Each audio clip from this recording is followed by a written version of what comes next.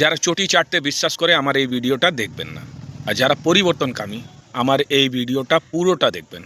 চ্যানেলটা অবশ্যই সাবস্ক্রাইব করে নেবেন, ভিডিওটা লাইক করবেন, আর হাত খুলে লিখবেন আপনার যা মতামত আছে আমার কমেন্ট বক্সে। দর্শক, 15 বছর যেই কালো রাত রয়েছে বাংলার আবহাওয়াতে, আর 15 বছর যে বাংলা সয়েছে, বাংলার জনগণ যে সয়েছে, কালকে কিন্তু শেষ হয়ে যাবে। কালকে সূর্য বেরোবে, আর কালকে বাংলায় ফুটবে পদ্ম ফুল। সেই নিয়ে তো টেনশন হয়ে গেছে। অত টিএমসিদের নেতা যারা আছে এখনও, তাদের অনেক চাপ সৃষ্টি হয়ে গেছে। আজকে রাত্রিবেলা মাননীয়া ওনার ভাইপো ঘুম আসবে না, সেই জন্যে দুদিন ধরে মিটিং চলছে। এখনও কারচুপির কিভাবে করা যায় তার নিয়ে স্ট্র্যাটেজি বিল্ড করা হচ্ছে, কিন্তু কিছু হবে না, কিছু হবে না মাননীয়া। আপনার ভাইপোকে বলে দিচ্ছি, আপনার ভাইপো আজকে টুইট করেছেন, উনি ইন্ডিয়ান ইউনিয়নকে চ্যালেঞ্জ করেছেন।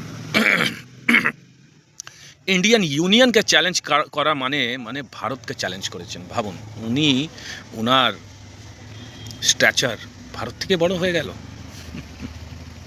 সেইটাই বলছি, বাংলায় কিন্তু এদের বিদায় নিশ্চিত আছে।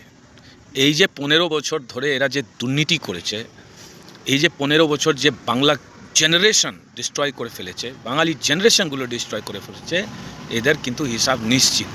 মাননীয়া, কিন্তু আপনাকে একটা কথা বলে দিচ্ছি, বাংলার যে কপালে শনি ছিল না 15 বছর ধরে, এই কালো রাত দেখছেন তো, কালকে কিন্তু এটা শেষ হয়ে যাবে। সূর্য বেরোবে, আমি জানি সূর্য বেরোবে। মানুষ গেছে ভোট দিতে, পরিযায়ীরা গেছে ভোট দিতে। এবার রেকর্ড ভোট হয়েছে বাংলায়, স্বাধীনের পর রেকর্ড ভোট হয়েছে বাংলায়। আমি জানি আপনি যাবেন, কোর্ট যাবেন, এই দিক যাবেন, ওদিক যাবেন, সুপ্রিম কোর্ট যাবেন, চুনকালি মাখাবেন, রাস্তায় নাটক করবেন, রোডে নাটক করবেন, সব জায়গায় নাটক করবেন, কিন্তু নাটক আর চলবে না, নাটক আর চলবে না। আপনার হারের পর যদি আপনি নাটক করেন, মানুষ আপনার নাটকটা সোজা করে দেবে। যে মানুষ, যে পরিযায়ী বা যে বাঙালিরা আপনার বিরুদ্ধে ভোট দিয়েছে এই প্রথম দফা, আপনি যদি আর নাটক করতে যান, আপনার নাটকবাজি কিন্তু বাংলার মানুষ ছাড়িয়ে দেবে, একদম 100% বলছি। আমি এটাও জানি আপনার এই যে কামিং ইয়ার্স, আমি কিন্তু অ্যাস্ট্রোলজার নয়, কিন্তু আমার পাক্কা বিশ্বাস আছে কি আপনার যে অন্তিম সময়গুলো আছে না আপনার জীবনের, বা আপনার ভাইপো এখন তো নতুন লিডার হয়েছে না, স্বরাষ্ট্রমন্ত্রীকে হুমুক চুমুক দেওয়া, ভারতকে চ্যালেঞ্জ করা, অনেক কিছু বড় বড় কথা বলেছেন উনি। ভাই, এটা ভারত।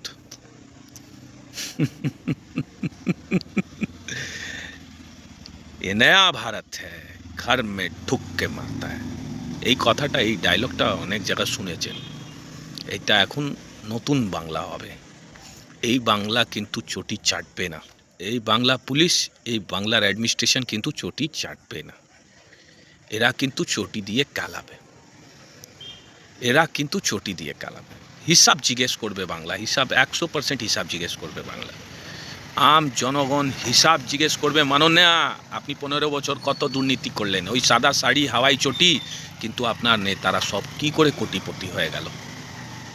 মানুষকে হুমুক চুমুক দিচ্ছে না, বলছেন সিআরপিএফ এ কর দিয়া, ও কর দিয়া। দিস ইজ এই কাইন্ডের রাজনীতি ভাই।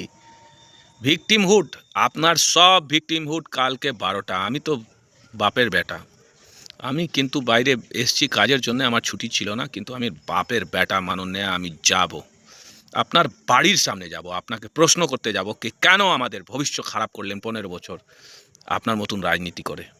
কি পেলেন, কি পেলেন আপনি? ইতিহাসে একটা কলমও লেখা যাবে না, এই এতটা লাইন লেখা যাবে না, কিন্তু মোদির একটা কি পুরো বই লেখা যাবে কি মোদি কি কি করেছে। মোদি আর্টিকেল 370 বার করে ফেলে দিল, ভারতকে একত্রিত করলো, মোদির রাম মন্দির করে দেখিয়ে দিল, মোদি অনেক কিছু করলো, ট্রিপল তালাক, অনেক কিছু। আপনি কি করলেন? আপনার জন্য কি লেখা যাবে? কন্যাশ্রী, রূপশ্রী, ভাতা এইসব করলেন, কর্মসংস্থান কোথায় করেছেন? আপনার জন্য এই লাইন লেখা যাবে কি আপনি অনুপ্রবেশকারীর জন্য মারপিট করেছেন সেন্ট্রাল গভর্নমেন্ট সঙ্গে?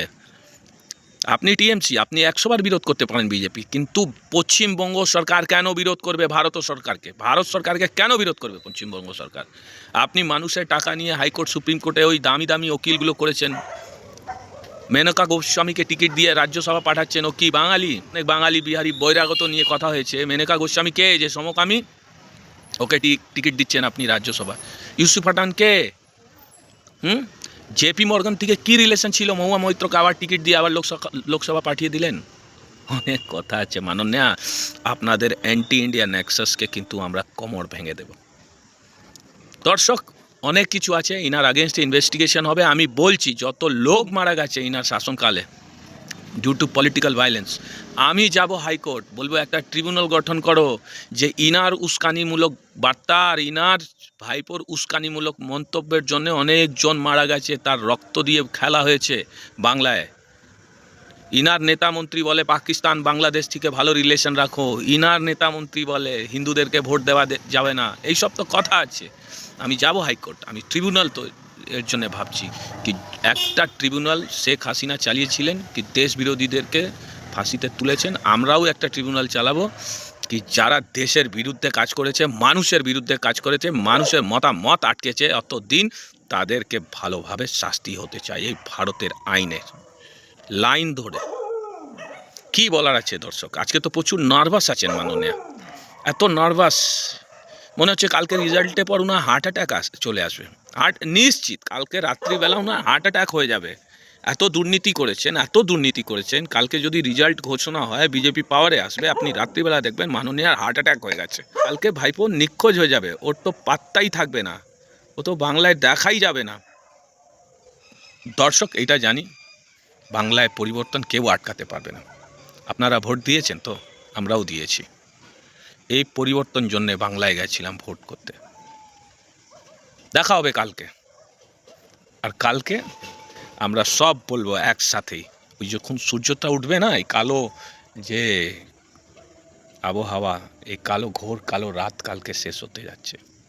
যা বলার আছে দর্শক, আপনার মতামত আমার কমেন্ট বক্সে জানাবেন। ভিডিওটা অবশ্যই লাইক করবেন, চ্যানেলটা সাবস্ক্রাইব করবেন, শেয়ার করতে ভুলবেন না।